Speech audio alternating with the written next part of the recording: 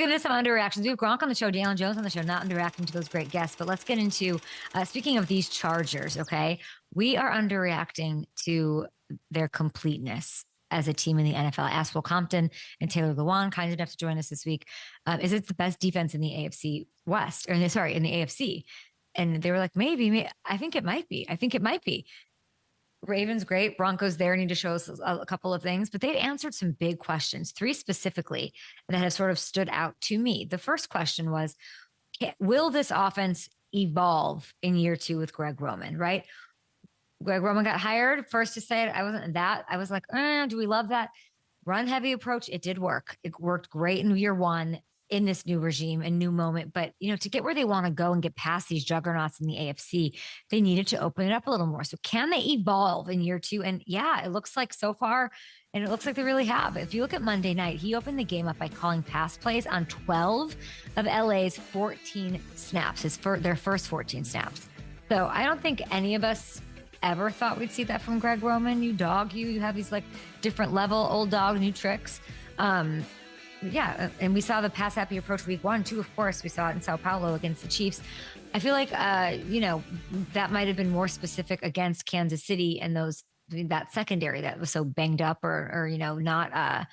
They clearly saw something they wanted to expose outside of Trent McDuffie, right? So I thought it was just the Chiefs, but no, it wasn't, right? The other night shows you that this is how this offense is going to look now, and Justin has looked nearly flawless, with even more put on his plate, which is amazing. 5 touchdowns, no picks so far. He's got time for date nights at Delilah, second highest passer rating in the league. I love this for him. The other reason that this approach has worked so well has been the answer to question number 2 that I had about the Chargers. What is the receiving room going to look like outside of Ladd McConkey? This is not something that I doubted. I was excited to see it. They did the right thing. They brought in the right pieces, and they brought in Keenan, okay? And it looks better than I even could have imagined, with Quentin Johnston living up to his talent.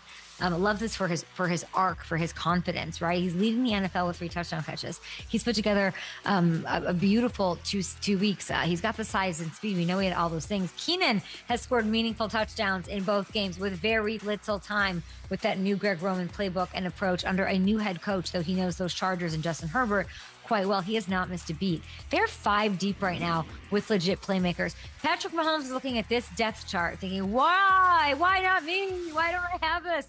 And then there was question number 3. I don't know what are we looking at right here? Is this a defense right here? Okay, let's get to it.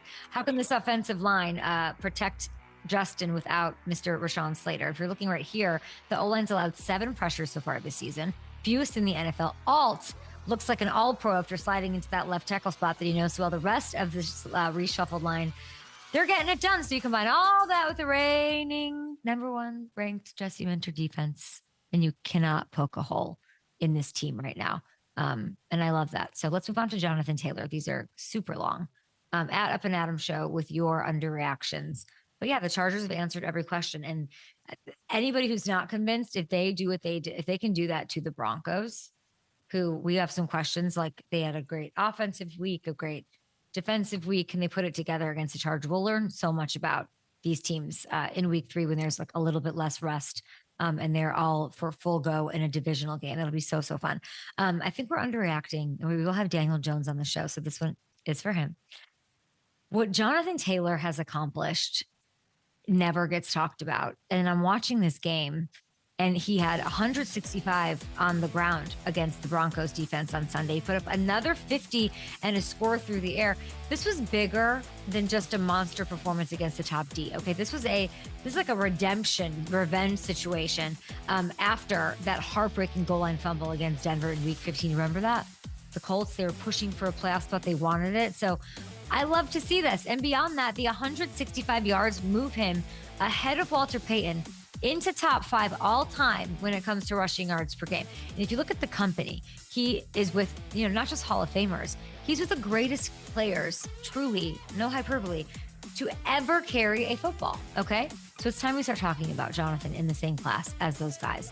And I wouldn't be surprised, by the way, as you're looking at this, he might pass Eric Dickerson Sunday against the Titans at the rate that he's going. If you look at the odds, he's tied for 6th. He never gets the love.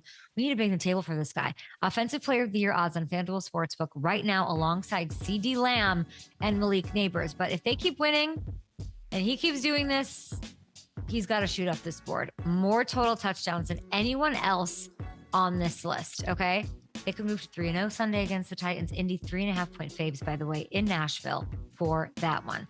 And last, hopefully short, we got to talk about these Cardinals. It was the thing that I said on Monday. On Sunday, oh my gosh, we have to give them love, right?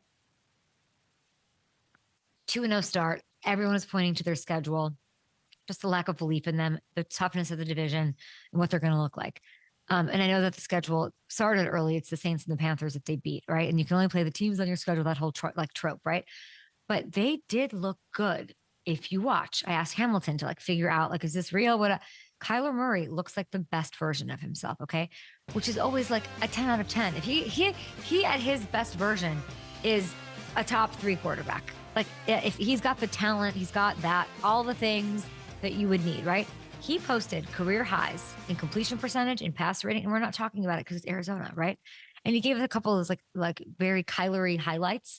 The connections with Trey McBride, Marvin Harrison Jr., he of Yoked fame. They look stronger, they look better, and they've got a top 10 offense right now, okay?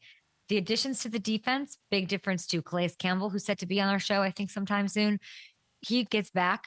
They're on another level. 2 sack performance on Sunday, 1 to end the game. Put the stop to this lunacy that was going on in the fourth quarter against the Panthers, of course.